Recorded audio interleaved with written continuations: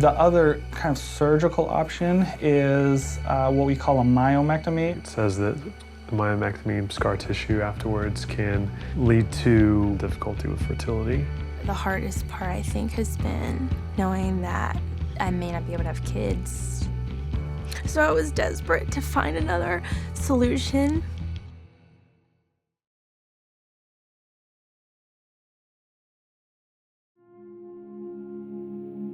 You don't really know how valuable your uterus is to you until someone tells you you might lose it. And then you realize, this is how I was supposed to have kids if I wanted to have kids. And your identity as a woman changes when you realize that you're gonna lose your uterus. The surgical options for us to get rid of fibroids were terrifying to me. And for me, those options didn't work.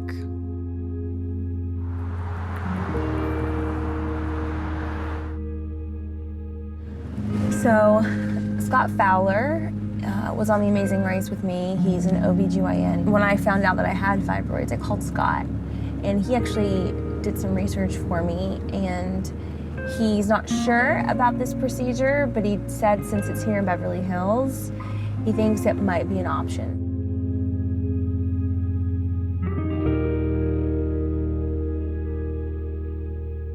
Hoping this procedure is not going to be as detrimental to fertility and to not as invasive and damaging. I mean, I'm at the point where if this doesn't work, that it doesn't seem like I have a choice other than myomectomy. I'm in so much pain. I honestly don't think I can go through another cycle of my period with fibroids. I don't think I can handle it. And at some point, my quality of life is suffering to the point where I need to make a decision ASAP. Hi, good morning. Here to see Dr. Lee. Hi, Erin. Hi. Hey. Good morning. Hi. Bruce Lee. Nice to meet nice you. to meet you. This is my Actually, husband, Matt. Hey, Great to Matt. meet How are you. you? Please come on in. Okay, great. Well, based on the last ultrasound that you have, the largest fibroid measures 8 centimeters, and there are several other ones. And if you look at those styrofoam balls over to your right, that's actually 8 centimeters. There are only a couple options really for you. The gold standard for women who wish to conceive is doing a myomectomy, because that's been around for a very long time. There's lots of data on it. When we do a myomectomy, we are cutting through the muscle wall to get to the tumor which is within it. That's what we are kind of worried about, cutting that tissue. And Scar tissue formation is significant, and in my experience, we do not have that after Acessa. And I've been doing Acessa or radiofrequency ablation of fibroids for about 18 years. wow, that's big. So that's helpful, I think, for fertility. For someone like yourself who desires treatment of the fibroids, and from what I read, you want a minimally invasive procedure. Mm-hmm. You would prefer not to have a C-section incision, a 6-week recovery, 3 to 4 day hospital stay, and all that. I designed the Acessa procedure for women who wish to conceive after the procedure. What is the Acessa procedure like?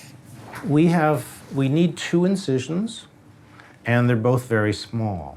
And that's for a scope that can go inside, and we can look inside, called the laparoscope.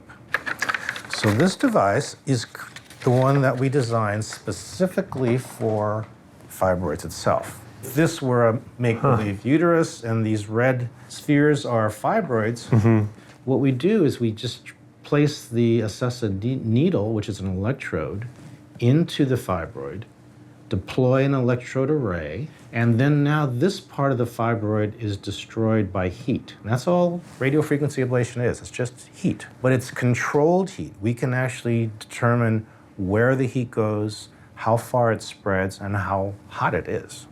Then the surrounding normal untreated tissue is going to start reabsorbing this fibroid.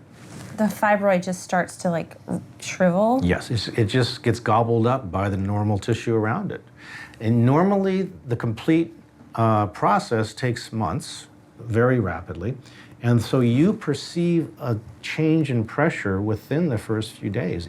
Thanks to Acessa, I can treat your uterus and other patients up to 7 months pregnancy size, eliminate their symptoms, and they're able to keep their uterus. When I sat down with him, I was blown away. This man is a genius. Someone like Dr. Lee is the type of person that I want operating on my body. I feel like we researched a lot. We searched, far and wide. Why couldn't we find this option? Well, that's a very complex question. And I guess why aren't more people talking about it? I guess And is why my aren't question. doctors talking about it? Right. Yeah. There's been a saying in gynecology that I don't agree with, but we were actually taught in residency that after childbearing, the uterus is expendable.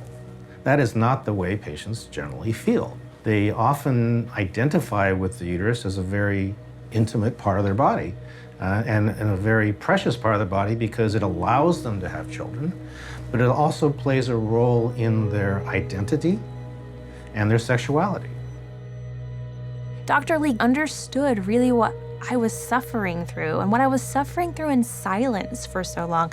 Dr. Lee got it. Women's health has always taken a back door.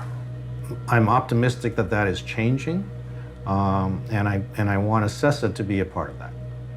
I'm so glad you decided to become a doctor. Every day I give thanks for being able to help patients in a minimally invasive fashion with their fibroids and to give them back their life, to let them live symptom-free of fibroids, and to allow them to have children. Oh, it's like it's just been such a hard road trying to find options, and I understand. it's hard to find good people who care.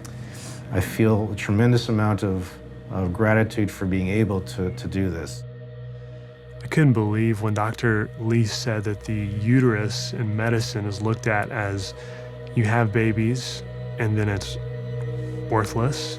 That was unbelievable for me because, as a guy, I think my reproductive organs are such a big part of my identity.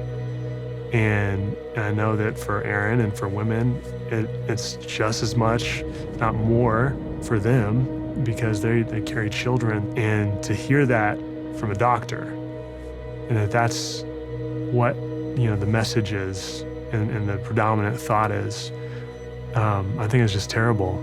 We've progressed so far in so many other areas, yet we're just taking a knife to the problem in this one that 70-80% of women deal with. And I just think that's unacceptable. I've done this for a long time, and this is, again, very, very treatable. That's good. The pain should go away in the first month or two. So within the first month or two, you're going to see a difference in bleeding and the pain. So good. Yeah, and you're going to find a difference in your bladder and rectal pressure within weeks. Thank goodness. That's good. If this procedure, after what we've talked about, works for you, then I think we can move forward. So we could be ready to roll in a matter of weeks. Well, we've got a lot to think about, but I'm so grateful for the time that you've spent with us. We've learned so much about this. We have. You're very welcome. Now we actually have an option, I think, that could really be a real thing. Knowing what I know now about Acessa, it's just it's like a game changer for us. It is surgery. It is a big financial commitment. It is still a time commitment. Not as big as myomectomy, but it's something that I want to just sit down and think about and talk about before we actually schedule this. But I'm telling you, I feel so much better that there's another option.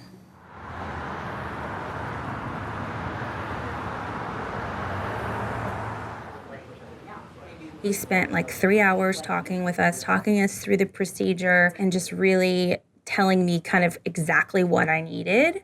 So I'm so happy that I was able, he's here in Beverly Hills, like 5 minutes from my house. So it really was just a huge blessing that I was able to find him, or you were able to find him.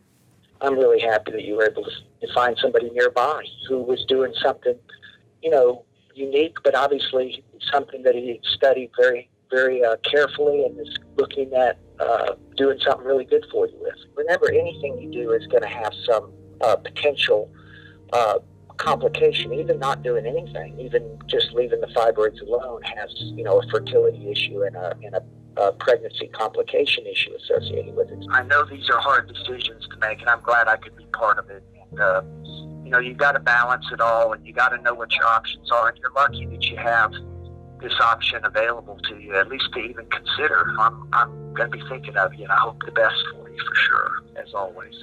Scott, I love you. Thank you. Well, absolutely. I love you too. And look, make sure you let me know how things go.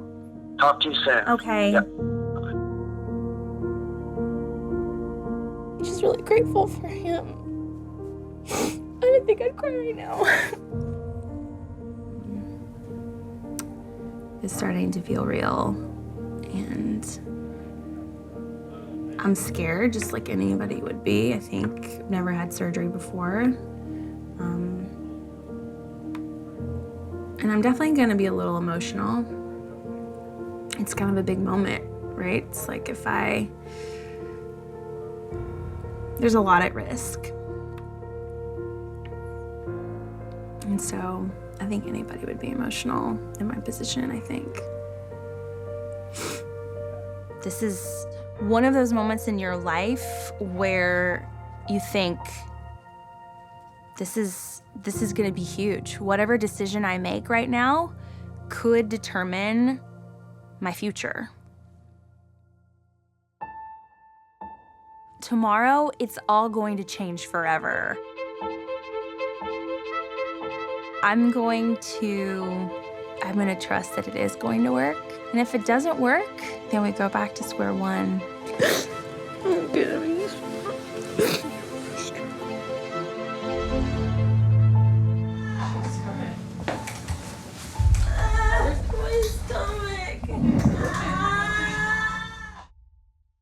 Click left to go inside my OBGYN visit, or right to watch the diagnosis episode. For more information on women's health, visit womenshealth.gov.